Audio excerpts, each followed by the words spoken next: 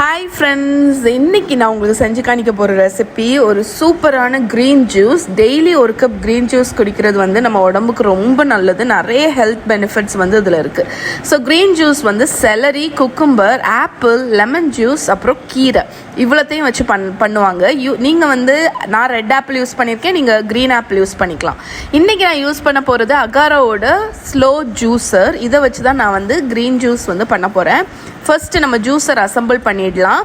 Filter பேஸ்கெட்டை ஜூஸரில் வச்சுட்டு அதோட அந்த பிளேடை வந்து உள்ளே வைக்கணும். ரொம்ப ஈஸியாக அசம்பிள் பண்ணுறது.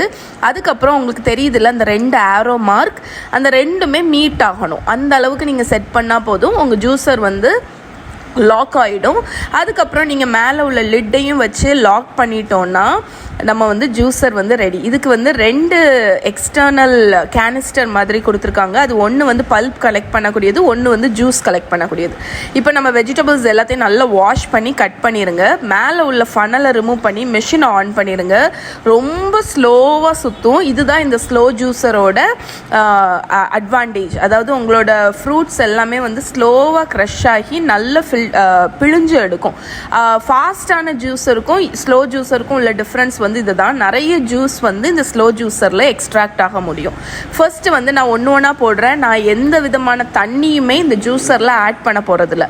ஃபர்ஸ்ட்டு குக்கும்பர்லேருந்து ஆரம்பிச்சுட்டு அப்புறம் செலரி, அப்புறம் ஸ்பினச், அதுக்கப்புறமாட்டு ஆப்பிள், அந்த மாதிரி நீங்கள் மாறி மாறி போட்டுக்கலாம். நான் இவ்வளோ நேரம் எந்த தண்ணியுமே ஆட் பண்ணல.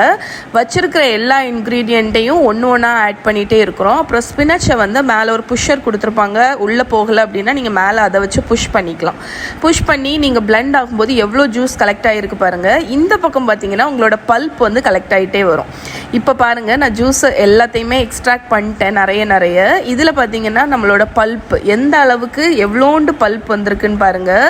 நான் போட்ட அவ்வளோ வெஜிடபிள்ஸ்லேயே எனக்கு இவ்வளோ தான் பல்ப் வந்திருக்கு. நிறைய அமௌண்ட் வந்து ஜூஸ் வந்து கிடச்சிருக்கு. நான் தண்ணி எதுவுமே ஆட் பண்ணல. இது pure vegetable juice, pure green juice.